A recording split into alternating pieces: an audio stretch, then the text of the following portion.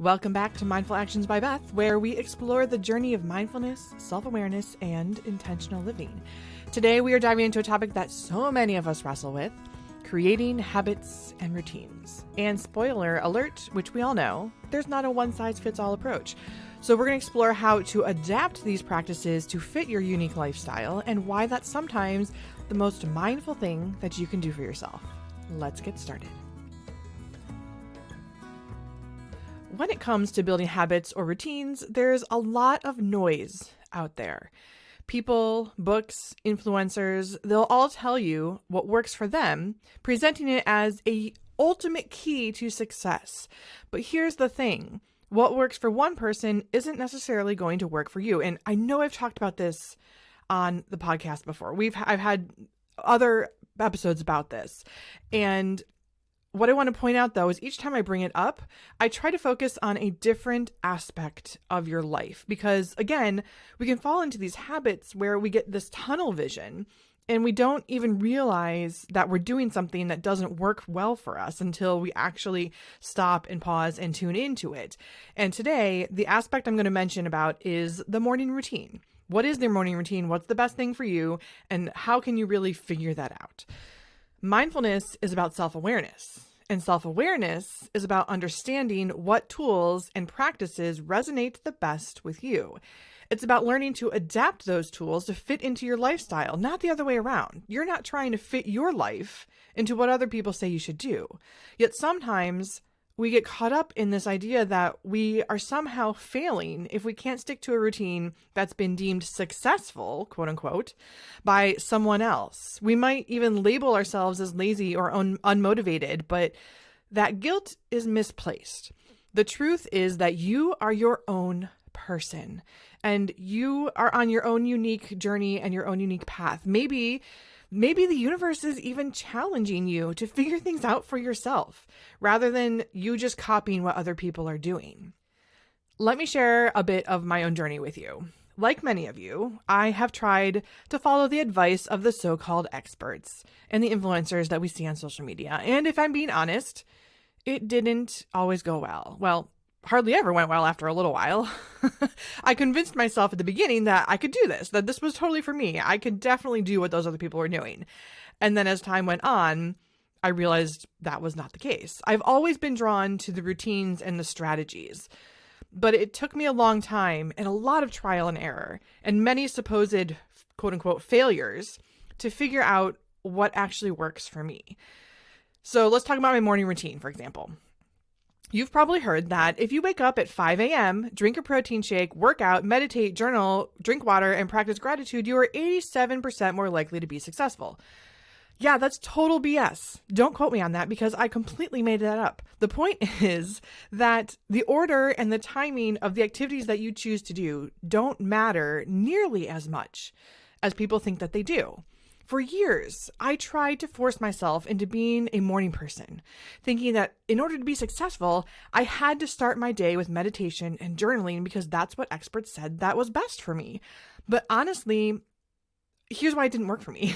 It didn't set a positive tone for my day. And in fact, it often did the exact opposite for me. I felt kind of defeated after I tried to do those things first thing in the morning. So for instance, I learned that, you should meditate first thing in the morning. Just get out of bed and just go do your meditation before you're really getting into your day.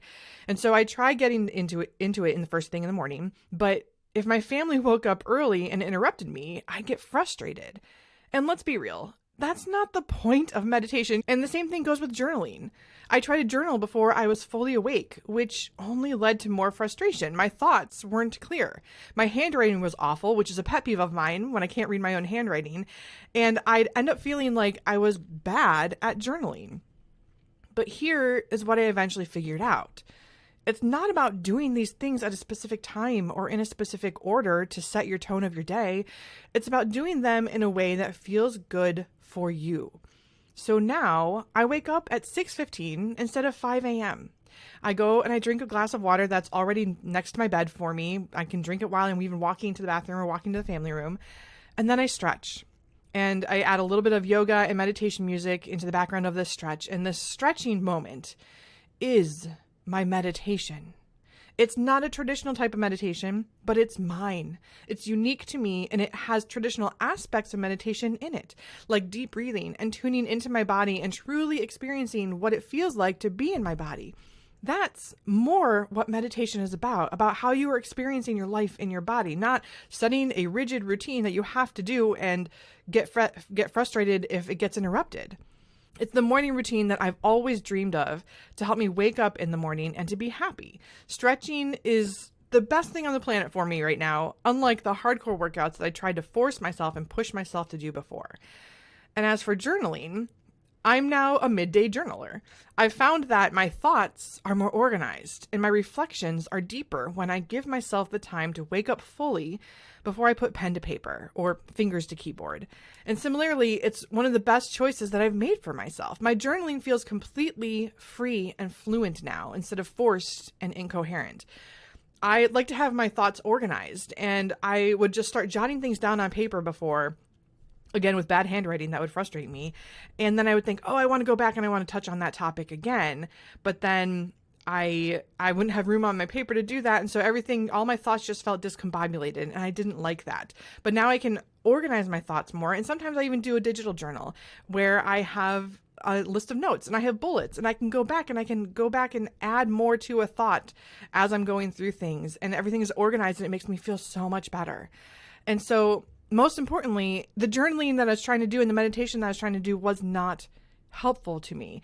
And that's the point of all this, right? Forcing yourself to do something that you are not committed to is not helpful, but willingly inviting it into your life in a way that works for you and is supportive for you is what we need to be doing more of. And so now I do my true meditation later in the day, whenever I need it. A meditation practice isn't something that should be forced. It's a tool that you can come to whenever you need it. So your mindful action this week is to take a look at something that you've been trying to force yourself to do in a certain way, and then think about how you can maybe tweak it or adapt it to better fit your life and your lifestyle or your needs or your desires. Remember that there's no need to follow anyone else's formula. Create your own. As always, thank you for joining me today. And remember, you are the creator of your journey. Make it one that feels right for you, sending you out with peace, love, and Om.